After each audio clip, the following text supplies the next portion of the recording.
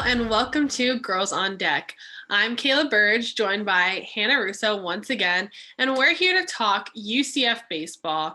I mean, absolutely shocking this weekend. I think everyone thought we were going to get swept by Ole Miss, but we did quite the opposite. We beat them in a 3-game series, 2-3, knocking them out of their number one spot and breaking an Ole Miss record of a 20-game win streak. Now, this is also UCF's first ever win in Oxford, Mississippi. All these records being broken this weekend, and I couldn't be more proud to be a Knight right now. Because we had a rocky start. We lost to FAU, we lost to Stetson, and it didn't really look promising for us, when we're losing to these not so great teams, and then we go into Ole Miss and just completely blow them out of the water. So, Hannah, what did you think about this game? I was thoroughly impressed, especially on Saturday for a doubleheader.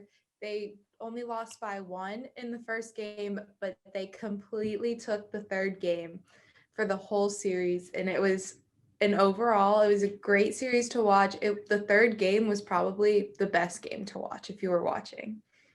Absolutely. I think it was exciting. It's exciting to get back into baseball again. We started out so rocky and you're not sure how the season was going to carry out, but we're excited to see how they do now. They play Stetson again, I believe, tonight. They play Stetson. So hopefully, since we have this momentum, we can beat them this time. It's our second time this season that we're playing them. Mm-hmm. And it'd be kind of embarrassing going after that series to lose. So what do you think they need to do going into the game with Stetson? Honestly, I think it relies on their pitching staff. I've noticed that's where they're a little bit weak, especially in the games that we've lost to FAU and to Stetson. Like the last time we played Stetson, we switched pitchers 6 times, which is it's a little ridiculous, honestly. So if they just put up the pitchers that they know are reliable, like AJ Jones, who helped them win this last series, or Zach Bennett, who helped complete the shutout, then they know that they're going to be able to put up great numbers and they're going to be able to keep Stetson off the board as far as runs are concerned. Absolutely. And again, I would hope to see UCF do well. I hope they win against Stetson. I hope this sets a tone for the rest of the season, Rocky first couple games, but now let's get our momentum. Let's make it a great season. I'm excited to watch it. Now let's switch gears to professional baseball, the MLB. Mm-hmm. Now spring training has just gone underway, and a lot of things are happening, but I want to go over a season kind of layout. I want to know what players you think have something to prove and what teams you think have something to prove. Now let's start by players. Now I want to know what your number one player that you think has something to prove this season, whether they're a veteran player and just need to get back into or need to keep a momentum, or they're a young player that really needs to make a name for themselves. I want to know who your number one is. My number one would probably be Joe Adell from the Los Angeles Angels. He's an outfielder. He was supposed to be a dynamic player last season en route to Rookie of the Year and then help get the Angels into the playoffs.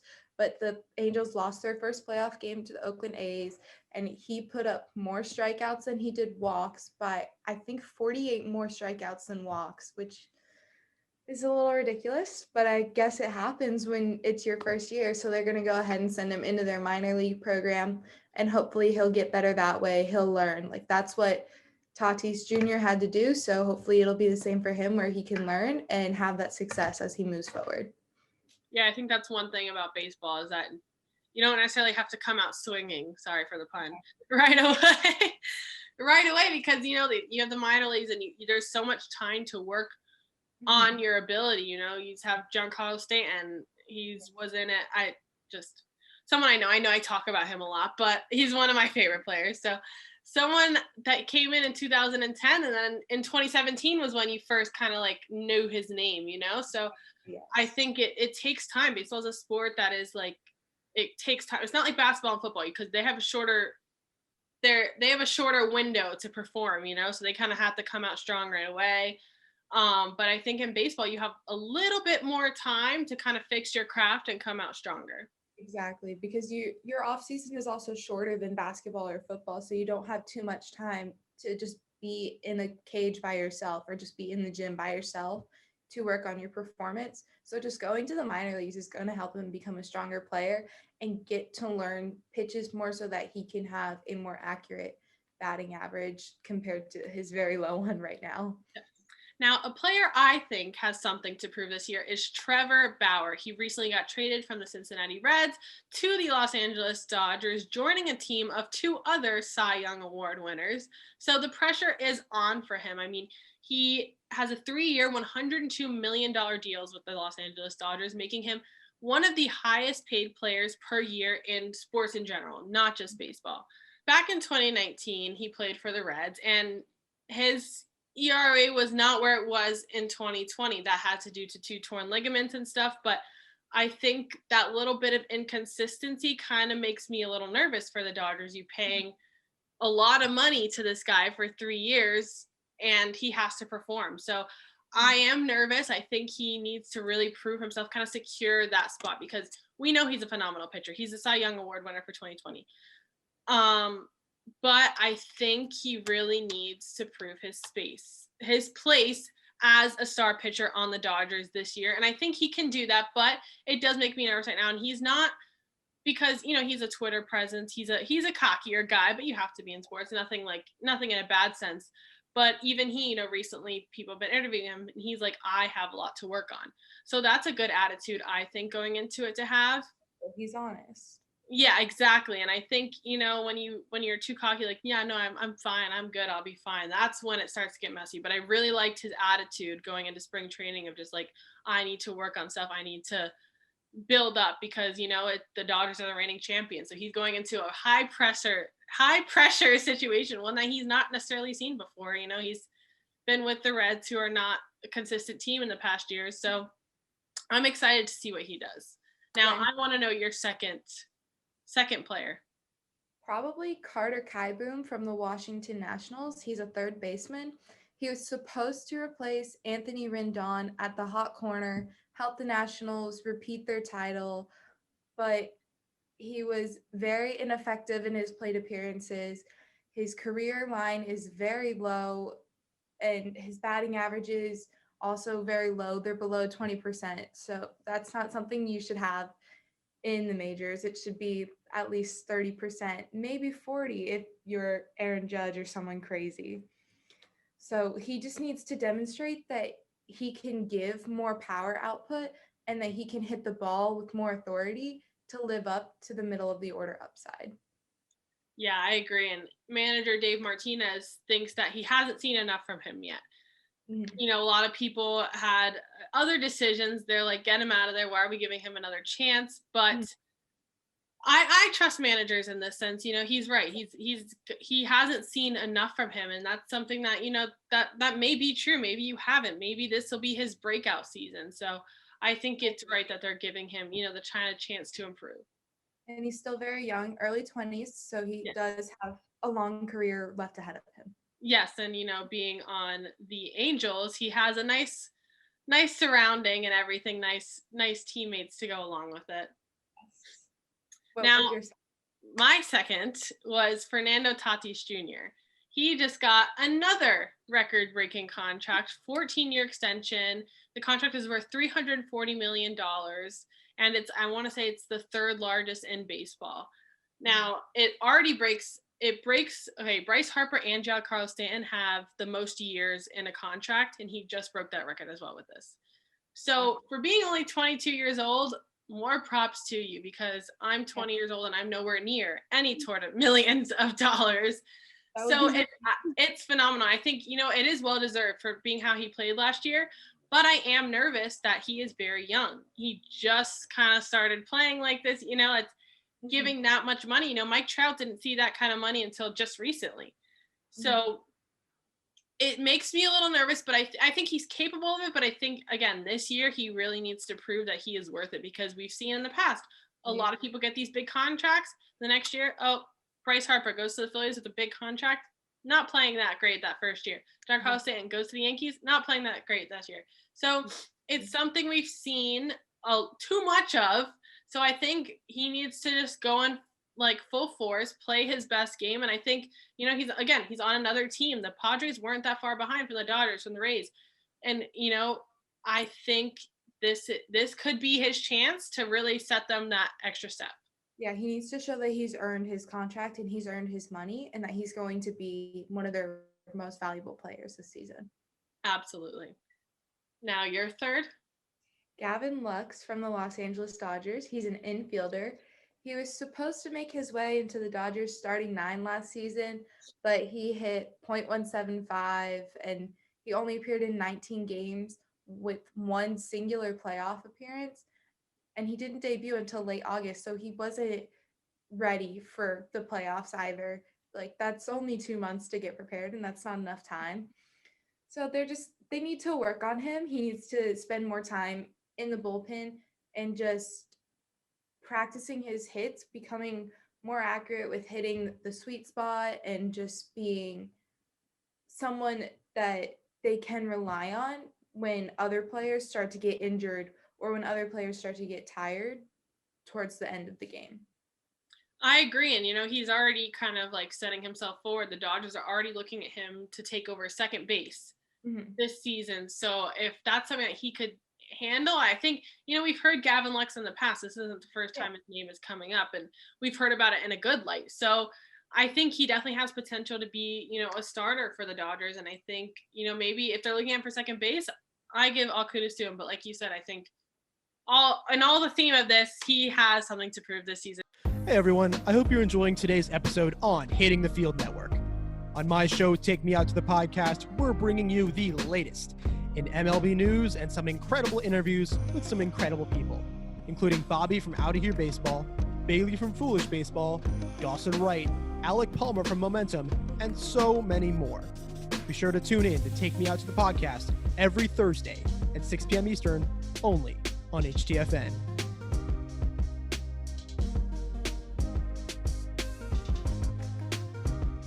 And we're back with Girls on Deck, joined by Taylor Anderson. Taylor, how are you today? I'm good. How are you guys? Good. Pushing through. I'm battling a little cold right now, but getting through it. So sorry if I sound a little more raspy than normal. So getting right into it, a big trade deal happened this past week. J.J. Watt is going to the Cardinals, signing a 2-year deal worth $31 million with $23 million guaranteed. Now, it's been a long time coming. It was his time to leave Houston.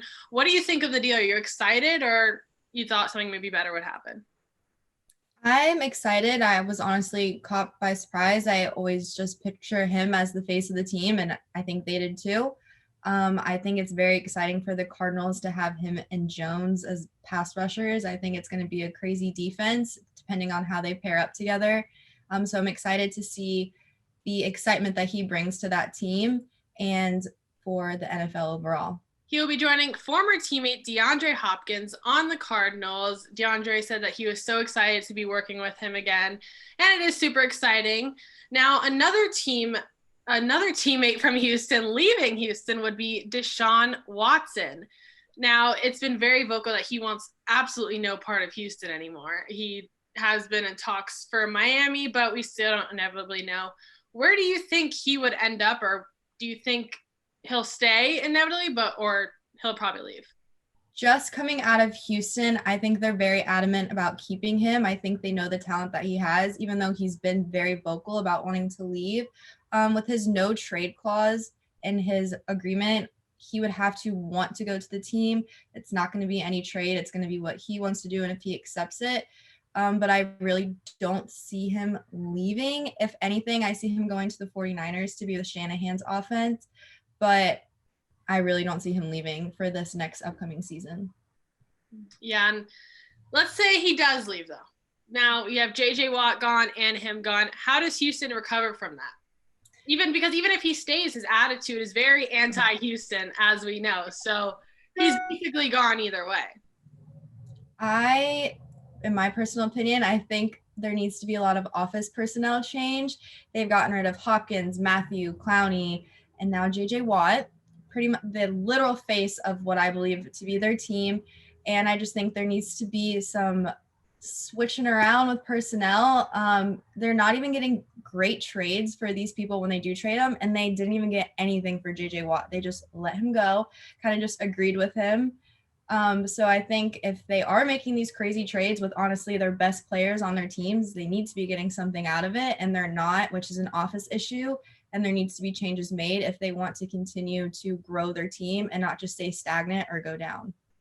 I couldn't agree more. That, and they gave up their first round draft pick to the Miami Dolphins. So they don't even have that to look forward to. So if you're a Houston fan, I send my condolences truly. Now going back to the JJ Watt trade a little more now, how do you think him going to the Cardinals works for that team's dynamic? I think they're getting the arguably best pass rusher in the NFL. I mean, now he's with Hopkins and Kyle Murray, and they're such a young team, even though JJ Watt is older, but just coming in with that young quarterback who's very talented, has had obviously amazing plays that we've seen this past season. I think it's going to bring a lot of excitement to the Cardinals. I think there's going to be more prime time with the Cardinals as well, getting more eyes on them. And then with free agents coming in and more people taking a look at the team, I think it might be a hot spot for future players and a place that they want to go. When you think of more on the lines of the Chiefs and now the Tampa Bay Buccaneers, you might add the Arizona Cardinals onto that as well. Just by adding JJ Watt, you can see that they are working to get these great players and building up their team, unlike Houston has been doing. So I think it's good for them to I think it's kind of like their breakthrough right now that they're needing.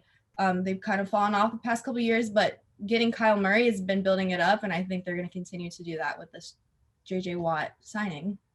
Yeah, absolutely. And you mentioned Chandler Jones earlier, and I just pulled this up on my phone.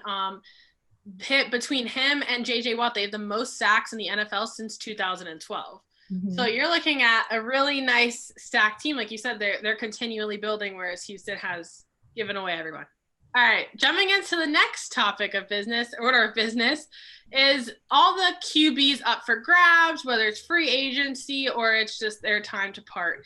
Now, I want to talk about these two older quarterbacks first. Big Ben Roethlisberger, and Fitzpatrick from the Miami Dolphins. Now, they've been in the league for quite a while, and Fitzpatrick is someone who's not a stranger to bouncing around teams. Now, where do you think his part plays in the NFL? You know, he's an older player. Some people think he's done. Do you think he's done, or do you think he has a chance to go on another team?